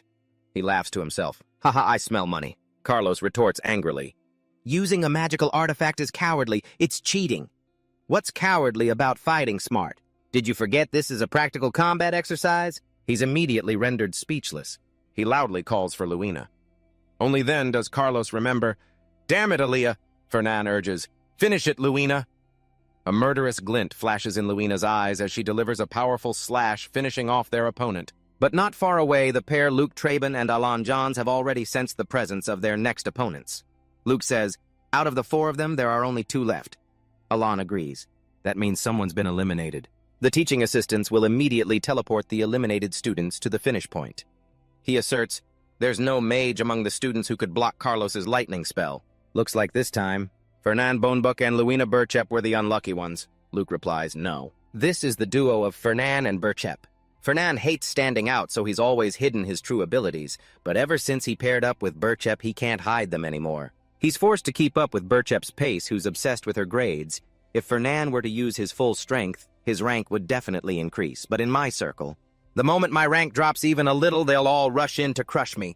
That's why I can't just leave a potential rival like him alone. Behind him is a crowd of followers. They are ready to obey Luke's orders. He says, as long as you follow me, you will reach the designated point safely, and as promised, and you will receive a high rank in this test. However, 1 pair must be eliminated before we reach the goal. Luina Burchep and Fernan Bonebuck. Capture them alive. A very powerful sword slash cuts across the monster's body. It was taken down by Luina in an instant. The girl says, looks like we're still on time at this rate. And we might even finish in first place. Luina looks over at Fernan. He's busy collecting the spoils of battle. She approaches and asks, do you really think that's necessary? Fernan replies, giant demon blood is one of the main ingredients for crafting recovery potions. Luina retorts, I know that. But compared to your family's fortune, that stuff is just pocket change. He insists, even if it's pocket change, it's still money. I'll take whatever I can get. She sighs. This is why everyone calls you a money grubber, Fernan replies nonchalantly. Well, it's thanks to that I was able to recruit you. So I'd say it's quite a profitable trait, don't you think? Luina changes the subject. If you're done, let's get going. He suddenly asks, how many have we taken down? She says excitedly, 7 or 8 pairs. No, 8 pairs. I'm expecting a hefty reward for this. Fernan shakes his head slightly. You're really obsessed with grades. Luina snaps back. Better than being obsessed with money. She asserts, besides, I have a very good reason for needing to become the top student. Suddenly, Fernan looks up at the sky and says, yeah, I can sense them too. A lot of them. At least 20, and that's just a rough estimate, and it looks like all of them are targeting us. As soon as the words left his mouth, a large group of people jumped down, launching an all-out attack. Fernan immediately casts a spell to counter their attack. They quickly separate the two. One group surrounds Fernan while Alon blade in hand rushes to attack Luina. She is a little surprised to recognize Alon Johns. She quickly swings her sword to block his attack. The two forces collide, creating a powerful shockwave. Alon and Luina are both thrown back a few steps. Immediately after, they charge back into a fierce melee. Luina shows no mercy while Alon is determined to capture her alive. Their swords clash against each other, creating a shower of sparks. Luke suddenly appears. He moves to a higher position, gathers his energy, and unleashes a powerful fire attack on Fernan. He was busy dealing with the others and is momentarily surprised. So this guy's been playing the waiting game, huh? Seeing Luke's attack. Alon pauses. Luke's expression is full of confidence, as if wondering how his opponent could possibly escape.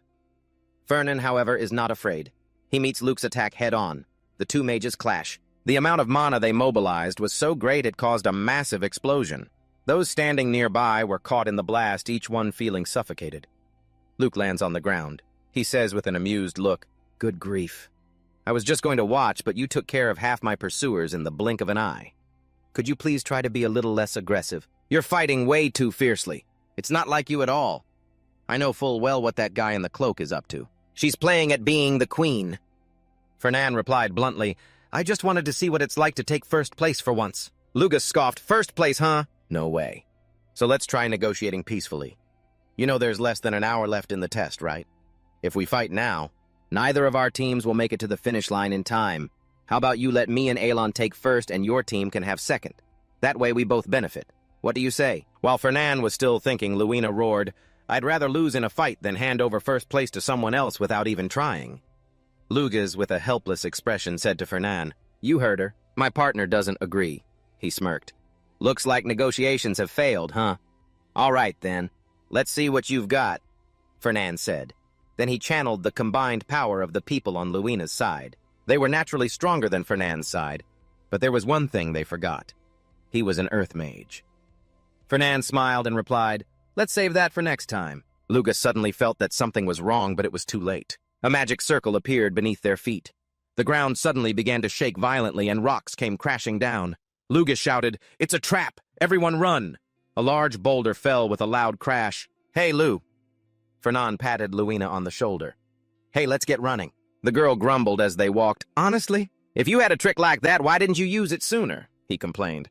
"I'm dead tired. Besides, it wouldn't have lasted long anyway." The trial ended. The students gathered at the finish line. Professor G.R. praised them. "Everyone did a great job. Now we will announce the test rankings. First place, Luina, Berchep, and Fernan Bolenbuck." Everyone was surprised and started murmuring. "For real? Wasn't it supposed to be Lugas and Alon?" Fernan smiled with satisfaction while Luina looked incredibly proud. In second place, Lugas Choban and Alon Johnson. Both of them covered in mud. Didn't look very happy. "And in third place is..." Fernan suddenly said, "Looks like we really did get first place, huh?" Luina, however, felt that the victory wasn't entirely convincing. "Even though we're both skilled, we didn't actually defeat Alon." "To be honest, I didn't think I'd get first place either," he replied. "But hey, first place is first place. Defeated or not, what does it matter, right?" The girl admitted. "Of course. This is the first time I've ever been at the top. It feels amazing." Fernan gave a bright smile. Inwardly, he thought, the strategy was a success. Professor G.R. instructed, "The test ends here. We will be returning to the academy soon, so don't wander off."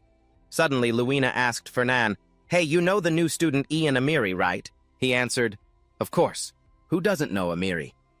The girl recounted, "Actually, I ran into him the other day. Fernan was startled. "Huh. You met Ian Amiri," Luina recalled. "Yeah. I accidentally bumped into him while I was training at night.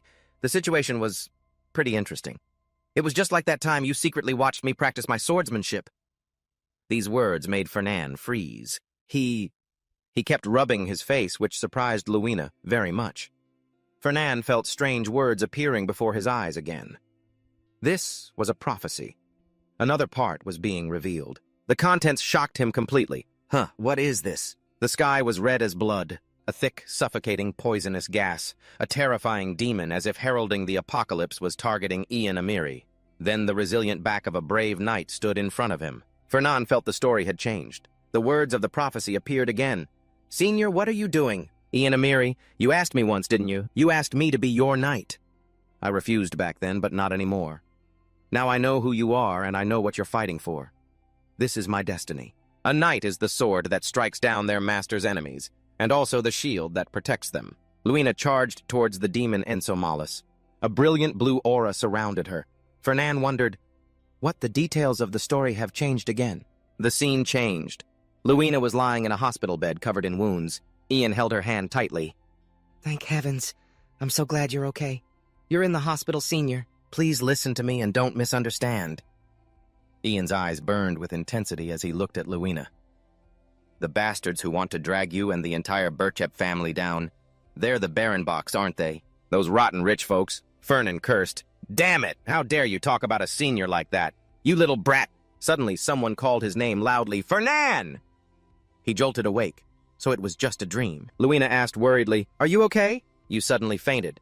How are you feeling now? Fernan sat up and replied, I'm fine, really. Did I faint? Professor Rosalia advised Fernan, Perhaps you should go to the infirmary. You may have overexerted yourself with an ability you're not familiar with. I remember him looking worried. But that was the moment A in Amiens began to see me as his enemy. I still recall the pained look on his face, along with his resentful words, Damn those rotten rich kids! He really is a hopeless romantic. But why do I have another prophecy? It's all about Luina. Is it showing me what's about to happen? If that's the case, then the name that appeared in the prophecy, Enzo Malus, one of the 72 demons? Is he really going to descend upon this world? And in the near future, class ended, and an exhausted Fernan walked out of the school gates. Hai was already waiting by the carriage. He said cheerfully, Well done, young master. I heard you took first place. As Fernan climbed into the carriage, he replied, I used up a ton of energy. I'm dead tired. Hai said, You should get some sleep. I'll wake you when we arrive at Labrador Hall. The carriage quickly departed. Fernan couldn't sleep. He was lost in thought about the figure named Enzo Malus, ranked 72nd among the 72 demons. Black hair and black eyes, human in form with a snake coiled around his right arm. Even after searching through every book, this is all the information I could find. Well, the war with the demons was 1,000 years ago, so it's understandable that there's no information left. But in this day and age, the existence of demons is considered a myth. 1,000 years ago, they were completely annihilated by the first emperor, and they haven't appeared in this world since. Besides, even without any information, Ain could handle it all, so it's not too worrying. However, the problem is, Luina will be severely injured in the battle with Enzo Malus. Fernan hesitated, wondering if he should tell her. No. Even if I told her, would she believe me? I tried to bring it up once before. That day, after a class ended, Luina asked, Fernan, are you really okay? Yes, he replied. I'm fine. More importantly, Luina, do you believe in the existence of demons? The girl looked surprised. Why are you suddenly asking about something as weird as demons? Fernan said sternly. Just answer me. Do you believe in them or not? Luina replied, Of course I believe in them. This empire was founded after defeating the demons after all. Fernan pressed on. Then what if I told you that demons still exist in this land? Luina didn't answer. She suddenly asked, Fernan, did you hit your head during practice? He turned and walked away, thinking to himself, Forget it, she thinks I'm crazy. Fernan suddenly had an idea. If I can find some kind of proof of the demon's existence, maybe I could convince everyone. After thinking for a moment, he remembered.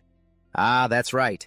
Exactly 1 month from today, during a sparring session for the first-year night class A in Amiens, will defeat Vaison Calendar, the second-ranked student. From then on, no one in the academy will be able to match A in. For all the praise the victor receives, the loser's loss is magnified tenfold. The prophecy mentioned Luina's assessment. I trusted him because of the Calendar name, because of his reputation, his honor, and I misjudged him completely. In the end, even the unwavering support he had behind him was all gone. Possessed by a demon, Vaison lost everything. His hatred for A and Amiens began to smolder, and it was through that crack that a demon slipped in.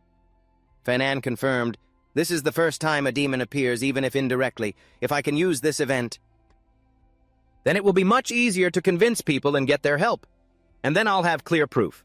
I can use that as a foundation to expand my plans. The problem is, I don't know when, or where, or how he'll be possessed. Thinking about this, Fernan grew frustrated. Why didn't this part of the vision show itself to me when the time comes? Will it appear on its own, or do I have to meet some condition? What a pain. In his dorm room, A.N. read the news.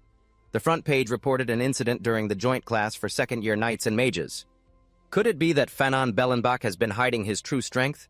Luina Brochep and Fernan Bellenbach.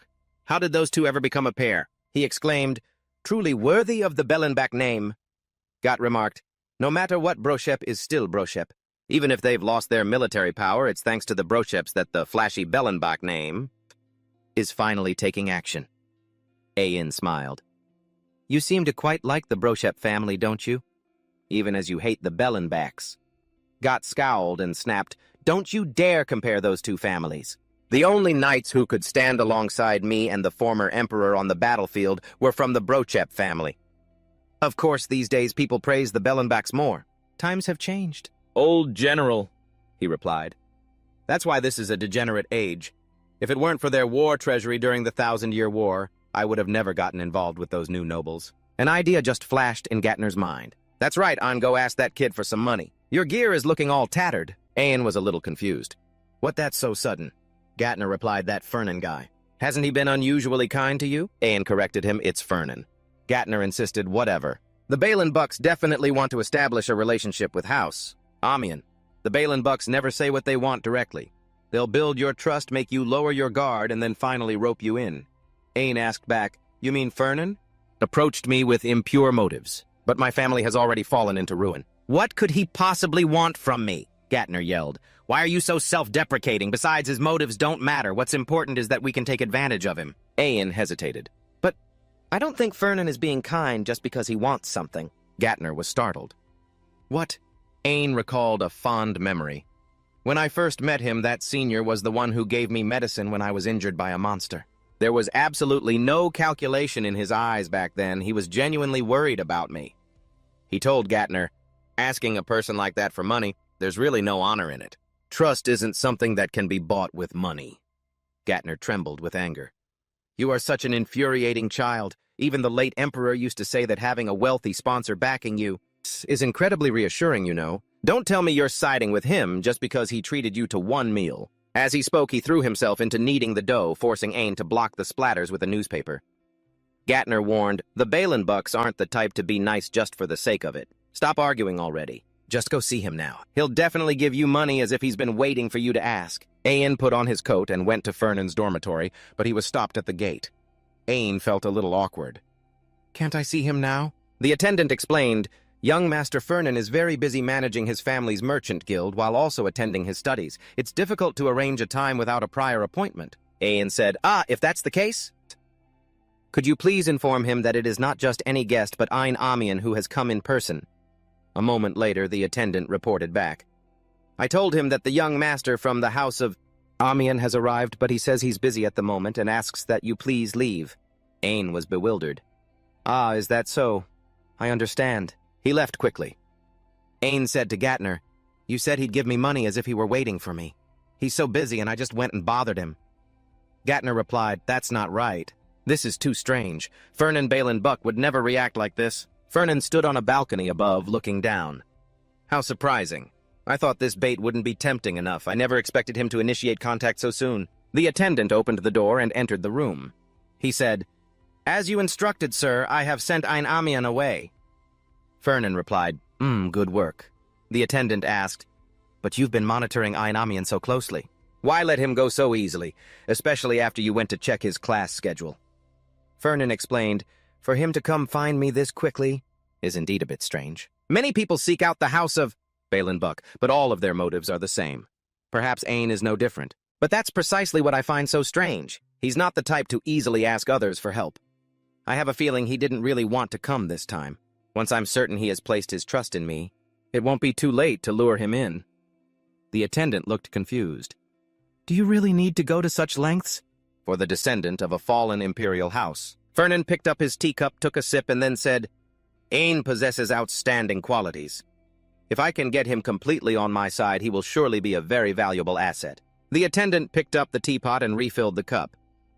"But if you just let him go like that, won't you lose your chance?" Fernan mused. "Of course, I'll leave an opening for him." He ordered the attendant, "Go to the main family's warehouse and bring all of the elixirs here for Aen." The attendant was shocked. "What?" "The elixirs in the Duke's warehouse are all extremely precious and expensive items. If you give him something that valuable, and it has no effect, the loss will be enormous," Fernan said. "Then I'll simply have to give him something even more expensive. In this world, there is nothing that can't be bought with money. If you haven't been able to buy it, it just means you haven't offered enough money." Scene changed to the Debesta dormitory area, too. Someone brings something for Aen. After he leaves, Gator asks, "Did you meet the steward from House Bellenbark? What about it? Did he come to apologize for not letting you in?" He replied, "No. He just left this box and a note, and then he was gone. Gator examined it for a moment, then said, "An apology letter. For someone from House Bellenbark, I'd say that's pretty conscientious of them. Let me see what he wrote. Ha ha ha! This is a divine elixir I prepared just for you. Please accept it. Signed, Senior Farron." After reading, Gator exploded. "What the... This bastard ends every sentence with senior. Is he implying that a senior ranks even higher than the royal family?" Ayn mumbled, "It's fine." He opened the box. Ayn's eyes suddenly went wide. "This is..." Gator quickly leaned in closer. What is it? Is something wrong?" He was stunned. "This is the heart of a holy bird. My God! The holy bird is a divine creature that represents light, an elixir extracted from its heart. This is the perfect kind. To synergize with the Amon family's light swordsmanship." Gator laughed gleefully. "That Farron fellow really is arrogant to the bone. See, you didn't get any money. But in the end, it was worth it for you to go see him, wasn't it?" Ayn was deeply moved. "Senior Farron, I never imagined you would value someone as useless as me this much. But I must work even harder so as not to disappoint my senior's expectations." Seeing him so emotional, Gator reminded him, "Hey, you idiot, it's not what you think." The next morning, Farron sat on a chair reading a report. He asked, "So what are the results?" High reported, "Amon has defeated Vaison Calendar. Calendar's sword technique was slightly superior, but Amon's spiritual energy was completely overwhelming." Farron just replied nonchalantly, "Oh, is that so?" He thought to himself, but the prophecy said he would win by a narrow margin. Could it be that Ayn Kid already used the elixir? High guessed. "Perhaps it was thanks to the elixir you gave him, sir." Farron whistled. "It probably had some effect." The man asked again, "So you mean even without the elixir, Amon could still have won?" Farron turned the page of the report and gave an ambiguous answer. "Who can say for sure?" he thought to himself, but just as the prophecy foretold. Ayn defeated Vaison, and soon Vaison will be possessed by a demon. This is the perfect opportunity to find proof that demons still exist. He instructed High, "For now, continue to monitor Vaison." "Calendar?" He was a bit surprised. "Vaison calendar, meaning we're not monitoring Amon." Farron said, "Correct. Follow the places Vaison goes. I want to find out how the demon seduces him, the people he interacts with, and their conversations." High was confused. Calendar, not Amon. Farron was curious. "A demon that disappeared for 1,000 years has suddenly reappeared in this world. How? I want to know everything." Detailed information about Vaison was continuously reported, starting with the smallest actions. Vaison woke up in the middle of the night to use the bathroom. Afterwards, he went to get his hair done at the Platinum Salon. Vaison exchanged his sword in the city, then clutched his stomach and ran straight to the bathroom. Vaison was practicing at the training grounds, then clutched his stomach and ran to the bathroom again.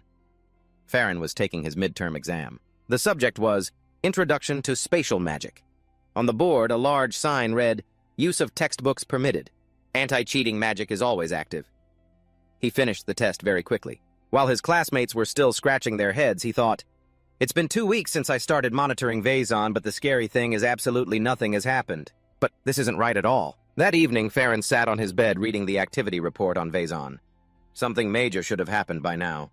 But why is this guy always running off to the bathroom? Is that kid High slacking off? Or was the part of the prophecy about Vaison being possessed wrong? He took a pen and jotted down the main points. Vaison the toilet addict, irritable bowel syndrome, stress, obviously caused by Ayn. Farron speculated, "If the most important part of the prophecy about the demon is wrong, then I might have to reconsider this prophecy's reliability." After his defeat to Ayn Vaison, who always gritted his teeth in anger, finally met Ayn again during the midterm exam. Vaison charged straight at Ayn. The outcome of that match was already decided. One who had already been defeated by Ayn could not turn the tables. Ayn wasn't careless. Furthermore, he had Gadarin Fafanfan, the best professor, by his side. Ayn left Gadarin by me, the fallen Vaison, behind him, completely unaware that demonic energy had begun to creep into Vaison's body and mind, slowly consuming him. A jolt ran through his head. Farron sat up with a start. He looked around and wondered, "What the... It's morning already, I must have fallen asleep." Farron held his forehead and sighed. "Now I'm even dreaming about the prophecy." He got out of bed, thinking to himself, "But at least I now know the exact moment Vaison gets possessed. It's after he loses to Ayn again in the exam." "The midterm," Farron mumbled. The date for the first-year swordsmanship department's practical midterm exam isn't that today? Damn it, the prophecy says Ain fights him during the exam. From the very beginning, Vaison charges at Ain, but the outcome is already set, defeating a seemingly impossible opponent. Ain didn't win by a fluke. He has Gadarin Fafazan as his instructor. It all makes perfect sense now. Zwei opened the door, entered the room, and asked in surprise, "Young master, you're up early? You should have some breakfast, sir." Fuang An was standing by his desk, examining his weapons. When he didn't answer, Zwei repeated, "Young master, what are you planning to do now?" Fuang An suddenly said, "Oh, Zwei, perfect timing. I'm planning to go observe the first-year night department's midterm exam. I need an escort, so come with me." Zwei replied, "I've been summoned back to the Duke's Manor. I have to head back there soon." He muttered, "Damn it, why today of all days? Then I'll go with someone else." Zwei asked, "Someone else who, sir? You don't have any friends at the academy." He thought to himself. With that stuck-up attitude of his, how could he possibly have any friends? How could he have friends? "Yes, I do," Fuang An snapped, annoyed. He suddenly remembered that he did in fact have a friend, one he had bought with money. Luina stood before his door with her arms crossed, asking in surprise, "You need an escort just to get a spiritual potion. It's exam season. Do you really have to go today?" Fuang An looked rushed. "If I delay, the potion's effectiveness will decrease, so I have to go now." Luina hesitated. "But I'm busy studying for my exams." He immediately made a condition, "If you go with me, I'll waive the interest on your debt for a few months after graduation." Before he could say another word, the girl immediately replied, "Let's go." As soon as they were outside in the courtyard, Luina asked, "So where are we going?" Fuang An replied, "The Northern Mountains."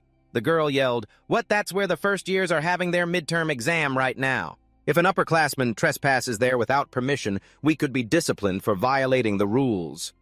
He said nonchalantly, "There's nothing in this world that money can't buy." Luina raised an eyebrow. "You're talking big like that. Don't tell me you've already bribed someone." Then she answered her own question. "The person you bribed was obviously Professor Grat." "What else could it be so shameless?" Fuang An looked pleased. "Professor Grat is so flexible, I really like him." Unexpectedly, Luina said, "I'm going back to the dorm." Fuang An froze. He yelled, "What now?" "We're almost there. I told you no one will find out. We won't get punished. You're a knight. Are you really going back on your word?" Luina replied in a cold voice. "It's not that. I forgot to bring my sword." Watching the girl hum a tune and skip back inside, he let out a sigh of relief. "Oh, so that's it. Go get it quickly." The two of them quickly disguised themselves and entered the northern mountains. "We have to stay hidden so the professors and teaching assistants don't spot us," Fuang An whispered. "Right. Even though I really did bribe Professor Grat, wandering around openly would still be a big problem," Luina said, exasperated. "So you knew it was a problem and did it anyway?" He replied, "That's right. You're such a good little kid. Keep living like that." She was completely speechless with this guy. Fuang An opened the map. "Hold on. Let me check the map to see where we need to go." He thought to himself. Ain is currently ranked second in the department. Right. Number 2 is... here he is. He realized that he was very close to Vaesen, the one ranked third. Could it be that those two have already clashed? I have to hurry. Fuang An crept behind some bushes. He said in a low voice, "This way, hurry up." Luina suddenly remembered, "Hey, about this map.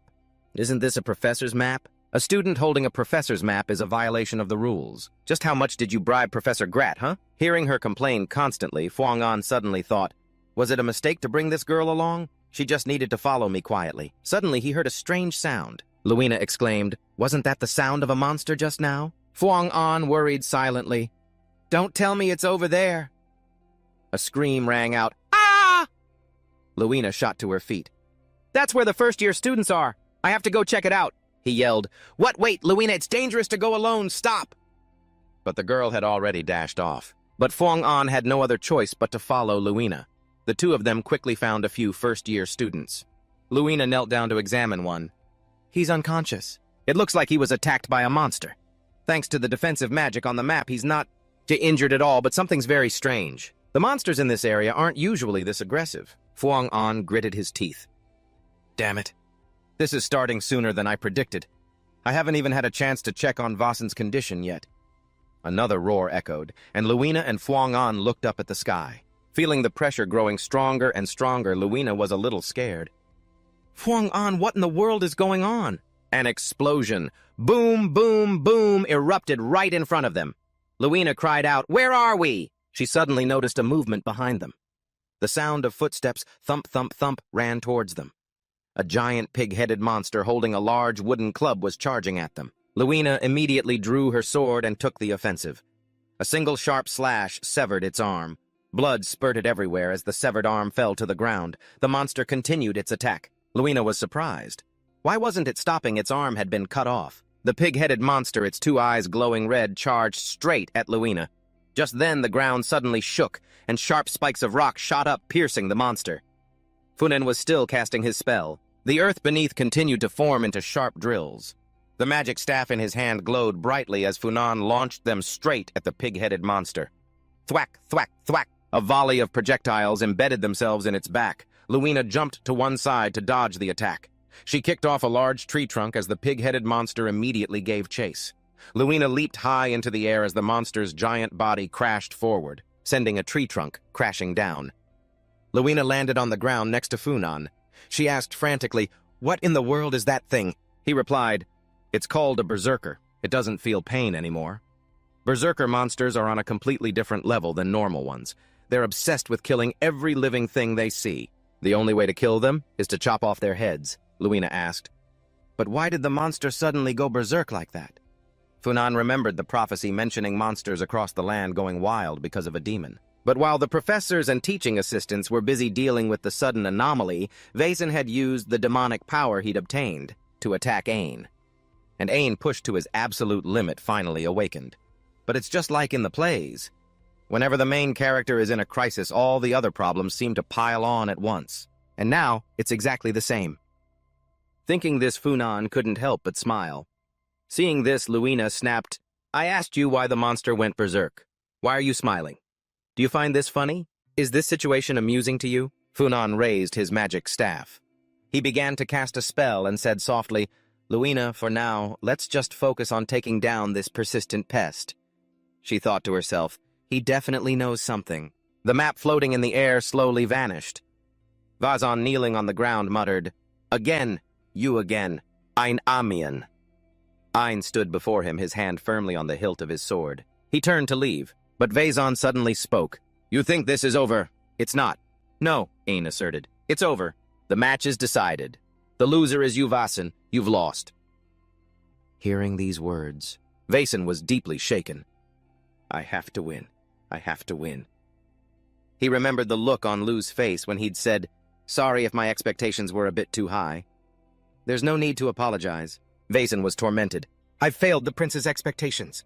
I have to win. I have to win. The head of House Calendar will surely mock me.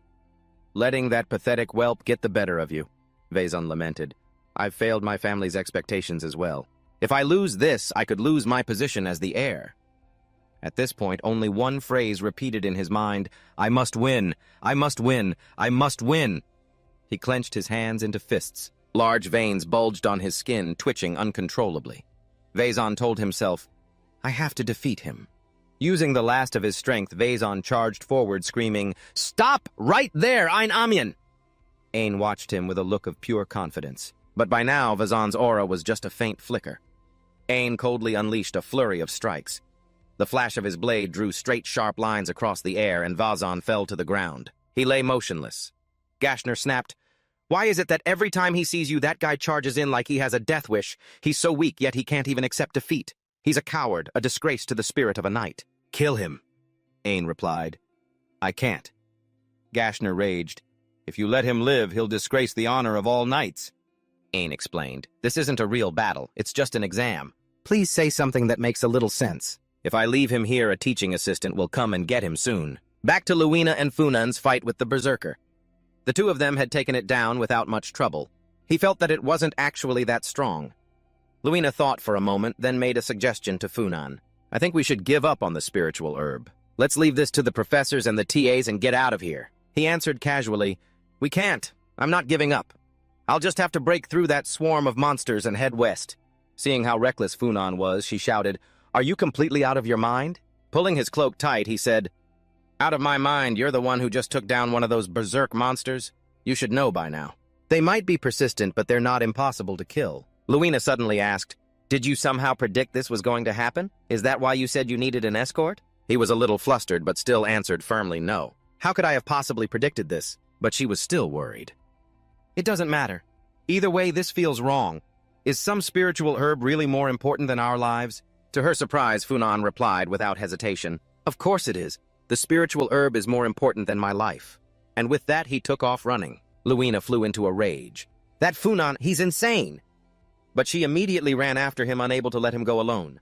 The two of them reached a clearing in the forest. Luina asked, "Is this it? Is this where the spiritual herb is?" "Yeah," Funan replied. He scanned the area for a moment and thought to himself, "Damn it. It looks like the fight with Ayin is already over. I'm too late." Luina spotted someone lying motionless on the ground and called out to Funan. "Hey, someone's unconscious over there." He quickly warned her, "Luina, wait, don't get any closer." But Luina didn't listen. She walked over and turned the young man over. Seeing the familiar face, Luina was a little surprised. "Huh, Vazon Kalender. I remember him being quite strong. Who could have done this to him?" She checks his pulse and says, "Looks like he passed out during a fight. We have to help him up. Come on, give me a hand." Fanan refuses. "No way. Get away from Vazon now." Luina looks at him frustrated and says, "Get away. Are you saying we should just leave him here? What if some rampaging monster stumbles upon him? The least we could do is pull him somewhere safe." Just then, Vazon slowly gets to his feet. Luina quickly senses that something is wrong. She immediately takes a few steps back, her face filled with horror. "What is this? This energy?" Vazon's eyes had become soulless, his pupils radiating a strange, chillingly sinister aura. Luina cries out, "I've never felt any kind of energy like this." Vazon Kalender, "No. Is that really Kalender?" Fanan replies, "It's demonic energy." Luina is stunned. "Huh, demonic energy? You mean, like the dark aura that demons emit?" He confirms that's right, Vazon Kalender. That bastard's been possessed by a demon. The two of them stare at Vazon. He really isn't human anymore. Fanan thinks to himself, "Something feels wrong." According to the prophecy, Vazon was supposed to attack Ayin right after being possessed. But it looks like his target has changed. Luina suddenly asks, "Are you telling me a demon has taken over Kalender's body and returned to this world? How could you possibly know that?" He doesn't seem to hear her. Fanan's face is filled with worry. Look into his eyes. He's completely lost his mind.